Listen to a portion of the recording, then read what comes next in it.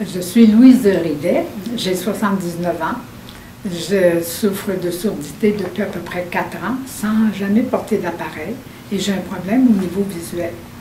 Et il me fait plaisir de vous raconter ce que j'ai vécu à l'Institut Raymond Devos. Dès le premier moment où je suis rentrée à l'Institut, ce qui m'a étonnée, c'est le calme qu'il y avait. C'est l'attention qu'on nous portait. Tout de suite, on vient nous voir pour savoir qui on veut voir. Alors, tout de suite, celle qui devait me rencontrer, l'audiologiste, et c'est elle qui pilotait mon dossier, est venue me chercher. Pas besoin de vous dire que cette journée-là, j'étais vulnérable. Ça, je me sentais vulnérable, j'étais inquiète, j'avais envie de pleurer, puis là, j'essayais d'être forte. Alors, la rencontre, c'est bien terminé, parce qu'elle a bien commencé, parce que c'est bien terminé, parce que dans le fond, on m'a expliqué tous les services qu'on pouvait m'offrir.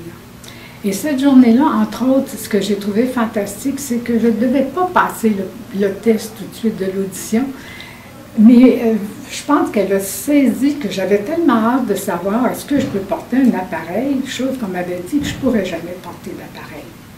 Alors, elle m'a fait passer le test. Et vraiment, je suis repartie d'ici sur un nuage parce que je pouvais porter un appareil. Puis elle me disait, je vais faire tout ce qu'il faut, je vais envoyer mon rapport à telle personne. Je lui avais dit où j'aurais voulu aller pour un appareil. Et c'était déclenché, ça allait bien. Alors, puis elle m'avait fait part aussi des ressources qu'ils avaient.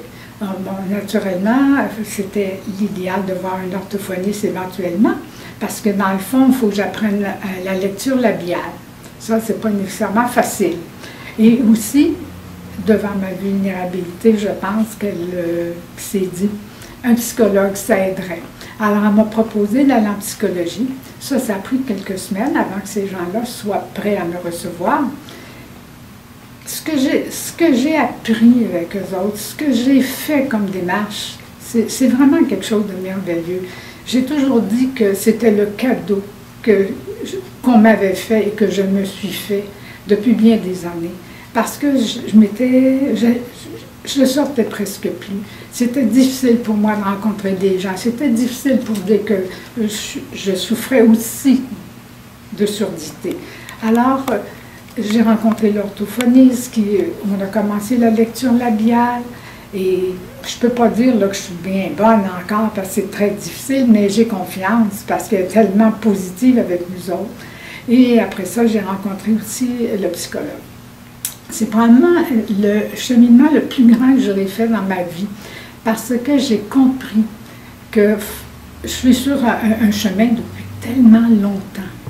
Le chemin qu'on fait ce qu'on veut, on a des aspirations, même si je suis à ma retraite, je fais encore du bénévolat, mais je suis plus capable. Et ça, c'est une chose que je niais beaucoup. Je pense qu'à la suite de la rencontre avec le psychologue, il fallait changer de chemin. Et on a fait un pont et j'ai changé de chemin. Maintenant, je me sens bien. Je sais que j'ai 79 ans, je sais que je peux avoir des intérêts, mais pas les mêmes.